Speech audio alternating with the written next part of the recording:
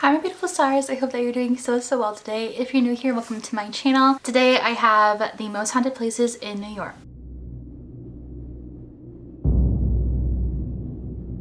As always, I want to start with the trucker ghost stories. I found this book at the thrift store and I thought it was really fitting for my Spooky Story Sunday videos. Let's just dive into it. This story is called The Last Goodbye. We were holding a funeral for a lifelong truck driver, an Irish Okie who was known for his kind heart, his perpetual grin, and his love for a good practical joke. I was directing the service. As the minister finished his sermon, I was in the back of the chapel preparing to walk to the front of the chapel and dismiss the large crowd of mourners. Pastor Barry ended his talk with his customary blessing and I started up the aisle. A third of the way to the front, I heard the distinctive sound of a diesel engine starting and running, and I paused. I noticed that a large model truck attached to a floral piece next to the casket was making a sound. The headlights on the truck went off and on, and the truck model blew a very realistic and very loud air horn several times. I remember thinking that the diesel had provided quite a fitting ending for the service. I showed the guests out of the main chapel and then went into the family room to show the family past the casket for their final goodbyes. I mentioned to the son of the deceased that the truck was a nice touch and asked him if it was radio controlled. "We thought you did that," he said. "We were going to thank you." I checked it out and the truck was not radio controlled. There are little buttons on it to activate the startup, the lights, and the horn. The florist had bought it at a toy store when the family requested a diesel floral piece. There was nobody within 12 feet of that truck when the incident occurred. 150 people witnessed it, but they didn't know what they had seen. And this was from Joel Whitehurst. Spooky story. Someone had to say goodbye. And let's just dive into the haunted places in New York. So I've been to New York twice, and the first time I went, we went as a whole family. So the 5 of us flew there, and of course in fashion, I asked if we could go on a ghost tour. I was 13 at the time. I've always been very infatuated with the paranormal. It was really fun, and my dad was also very curious. My mom likes it, so my sisters were really excited too. We all love Halloween, so it was very fitting for our trip in New York. The walk tour was a little over an hour, and it was in, I wanted to say Brooklyn, but it was actually after we had toured the Brooklyn Brewery. I remember going to like Greenwich Village, and we walked everywhere, man. Like, we were everywhere. So it was really fun, and I remember a lot of the stories. I saw pictures of the trip, but New York,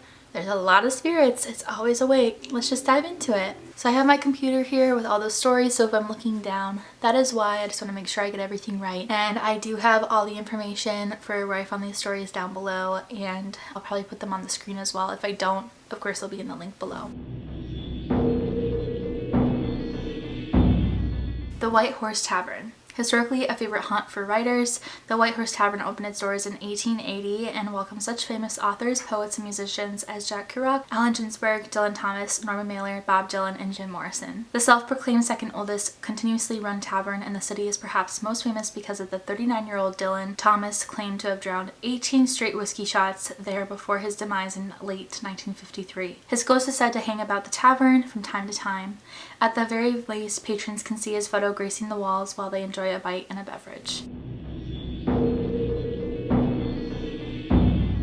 The next place is St. Mark's Church in the Bowery. This stately church is said to be haunted by Peter Stuyvesant. Sorry, his name is a little hard to pronounce. The mythically well-known governor of New Amsterdam during the mid-1600s. The good news is that he seems to be more interested in singing hymns in Dutch and inventorying rum loudly during services than in scaring the living. Still, some people believe they've heard the rapping of his wooden leg on the church floor, and that can be described as anything less than creepy.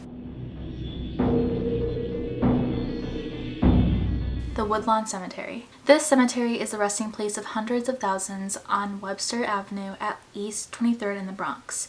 Your party may or may not encounter a fellow with a flashlight frantically and silently waving about and shouting around behind the Frankie's Castle Monument. This also stated that the cemetery has a map and stuff so you can take a look around. Of course, things change, so if that's not correct, you can let me know down below, but that's just what this blog said.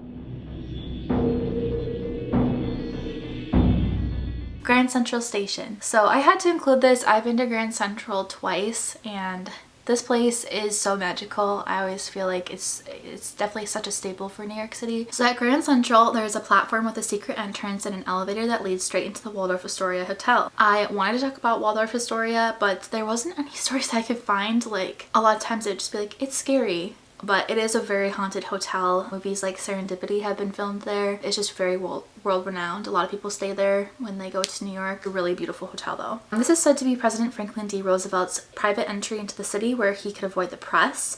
The door to the elevator is welded closed, but it's said that Roosevelt's faithful hound Fala can be heard barking and that the ex-president himself is not far behind. It's said that Roosevelt does haunt the Deadwood Bullock Hotel in South Dakota. I am going to do that for one of my next videos because the place is pretty creepy. Another story from the Manhattan Landmark is that one night a gray-haired man in a black hat approached the on-duty station agent declaring, "The midnight train to hell is coming for me. I have committed too many crimes against man and sins against heaven." That is so creepy. Of course, New York definitely has its characters, so who knows if this person was real or if they were a ghost. The next and last place is Hotel Chelsea. Potentially the most active ghost at the Hotel Chelsea is a woman called Mary. As per the New York Post, the Sopranos actor Michael Imperioli saw Mary hunched over crying at the end of a hallway. He called out and asked if she was okay. Then behind him a light bulb exploded and the hallway was plunged into darkness. Mary had vanished. Mary is said to be the spirit of a lady who waited at the hotel for her new husband, returning from a trip to England. Sadly and unfortunately, Mary's husband had booked passage on the ill-fated Titanic, and he perished with over 1,500 others when the ship hit an iceberg in 1912. Mary went back to the Hotel Chelsea and she committed suicide. Rest in peace to Mary and her husband. But those are some of the haunted places in New York. If you want to see another one, I have done multiple parts to Wisconsin. I have 2 parts for Wisconsin.